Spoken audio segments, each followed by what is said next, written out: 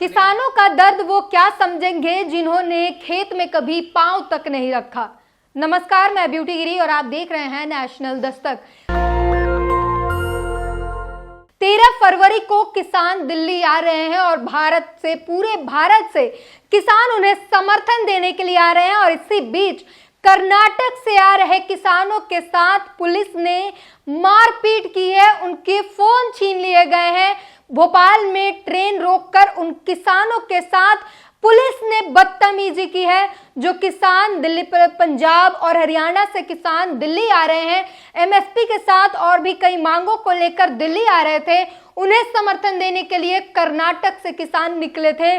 उन्हें भोपाल में ट्रेन रोककर उनके साथ पुलिस ने बदतमीजी की, मारपीट की, उनके फोन तक छीन लिए गए। इस तरीके से सरकार जो है किसानों के ऊपर बर्बरता कर रही है।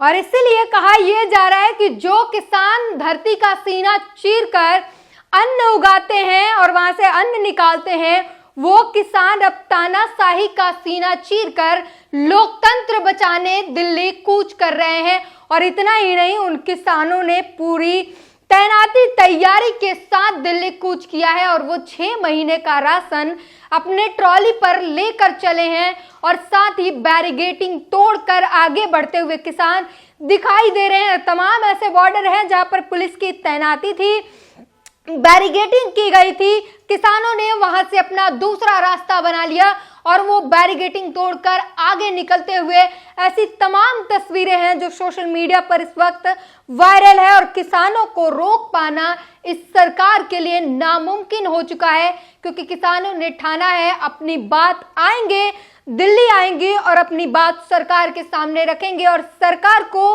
अपने घुटनों पर आना पड़ेगा, सिर्फ बातों से काम नहीं चलेगा, सरकार को काम भी करना पड़ेगा।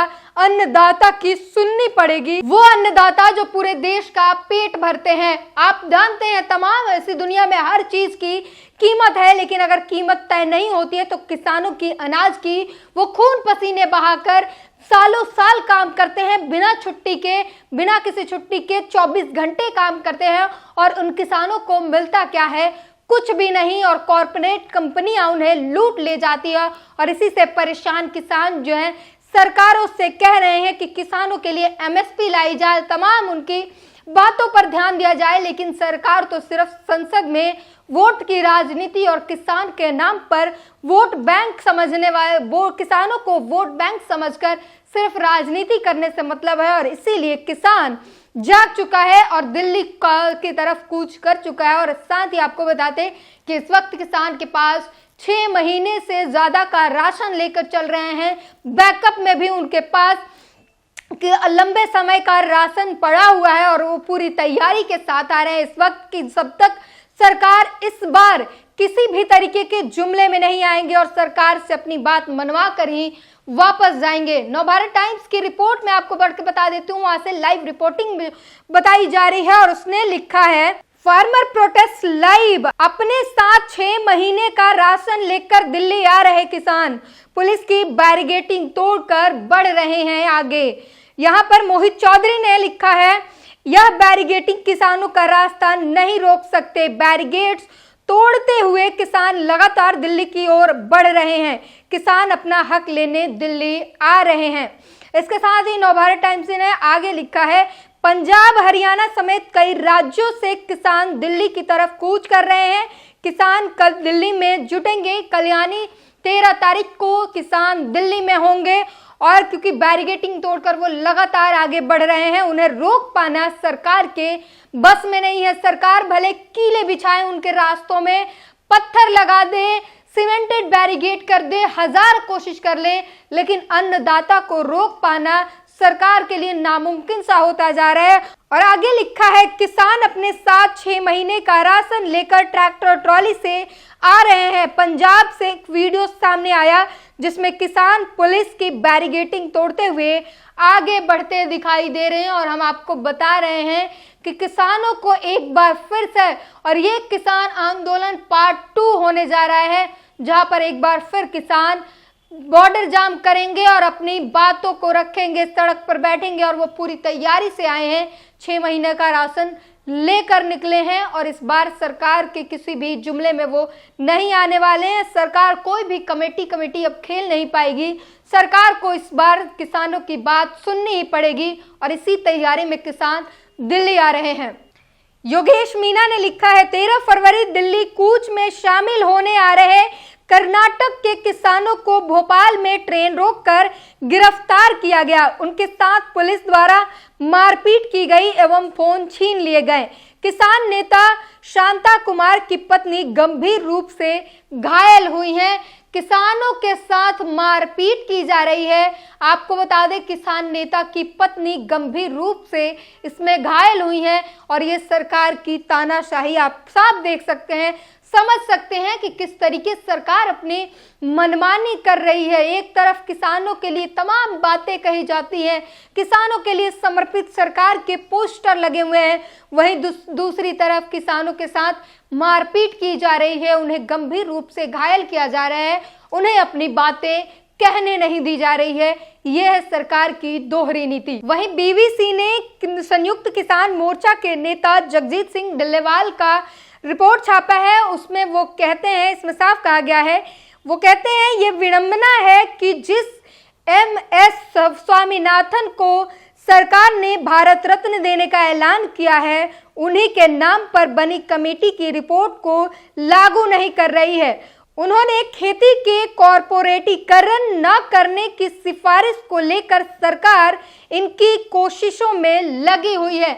लगातार सरकार कॉरपोरेट्स के हाथों में किसानों का भविष्य दे रही है और किसान इससे खुश नहीं है और वो अपनी बात कहने दिल्ली आ रहे हैं और नाराजगी जता रहे हैं कि जिन किसानों के लिए काम करने वाले नेताओं को सरकार जो है भारत रत्न से नवाज रही है, उन्हीं की बात नहीं सुनती है और इससे किसान दुखी है और वो समझ चुके हैं कि ये सरकार सिर्फ किसानों का वोट बैंक समझकर किसानों के वोट को लेने के लिए सिर्फ राजनीति कर रही है। वहीं बिरबल चौधरी ने लिखा है, गांव के खेतों का पानी अब उनकी आंखों में आ गया है। किसान अपने हक के लिए अब शहरों में आ गया है और दिल्ली कूच कर चुके हैं किसान और लगातार बैरिकेडिंग तोड़कर वो आगे बढ़ रहे हैं। एक और यूजर ने लिखा है, बॉर्डर तो ऐसे सील कर रहे हैं जैसे मानो चीन से घुसपैठिए आ रहे हो। अगर इतनी ही तैयारी चीन बॉर्डर पर करते तो आज भारत की जमीन चीन के कब्जे में नहीं होता। डरपोक कहीं का 56 इंच। लगातार लोग सवाल उठा रहे हैं और कह भी रहे हैं कि अगर इतनी तैनाती, इतना पुख्ता इंतजाम अगर बॉर्डर पर दिखाया गया होता तो आज चीन के पास हमारी जमीनें ना गई होती। ये किसानों के साथ जिस तरीके का रुख अपनाया जा रहा है वैसा लगता है जैसे वो कोई आतंकवादी और घुसपैठिए हों और इस तरीके से सरकार जो है किसानों के साथ रुख कर रही है। तमाम ऐसे बॉर्डर पर कील लगा दिए गए हैं, उन्हें आने के लिए रोक दिए गए हैं। उन किसानों के रास्ते में, उन किसानों के कदमों में कील लगाए गए हैं जो हमारी थाली तक भोजन लाते हैं। वहीं यूपी कांग्रेस ने लिखा है, किसान आंदोलन की राह, डॉक्टर MS स्वामीनाथन को भारत रत्न और उनके द्वारा उपज पर लाभ में सुझाए गए फॉर्मूले को मानने से गुरेज। ये कैसी राजनीति है? लगातार लोग सवाल उठा रहे हैं। वहीं विपिन राठौर ने एक तस्वीर शेयर की है जिसमें कटीले तार बिछाए गए हैं, कांटे लगाए गए हैं और उसके साथ उन्होंने लिखा है, यह घेराबंदी भारत पाकिस्तान की सीमा की नहीं है बल्कि यह हरियाणा के शंभू बॉर्डर का हाल है। मोटी मोटी कीलें, सीमेंट के बड़े सैलाब, नदी तक में गड्ढे खोद दिए गए हैं ताकि किसी कीमत पर भी पिछली बार की तरह इस बार किसान दिल्ली ना पहुंच जाए और इसलिए सरकार डरी हुई है किसानों से। वहीं आर्टिकल 19 इंडिया ने लिखा है, कहते हैं भारत किसानों का देश है लेकिन संसद ने किसानों की बात ही नहीं सुनी, ये इन किसानों का आरोप है। जगह जगह पुलिस लगाकर उन्हें रोकने की कोशिशें हुई, ये इतना आसान नहीं लगता। इन्हें रोकने के लिए सेना बुलाई जाएगी या बातचीत को आगे बढ़ाया जाएगा, ये देखने वाली बात होगी। वहीं कबीर वाणी ने लिखा है, कान खोलकर सुन लो मोदी जी, किसान इस देश के अन्नदाता हैं, आतंकवादी नहीं। जो उनको रोकने के लिए हजारों की संख्या में पुलिस बल और RCC की दीवारें बनाई जा रही हैं। तुम बेईमानी की ताकत से सारे चुनाव जीत जाते हो, लेकिन देश के लोगों का दिल कभी नहीं जीत पाओगे। और इस बार जिस तरीके से किसानों के साथ जो रुख अपना रही है सरकार, इसके बाद तो जनता शायद कभी माफ नहीं करेगी, क्योंकि अन्नदाता के कदमों में कांटे बिछाए गए, ये देश याद रखेगा। अन्नदाता के साथ पुलिस ने मारपीट की, उन्हें घायल किए गए, ये देश याद रखेगा और इसका जवाब जरूर दिया जाएगा। ये जनता कह रही है, मन बना चुकी है। पूरी बातचीत पर अपनी प्रतिक्रिया जरूर दीजिए।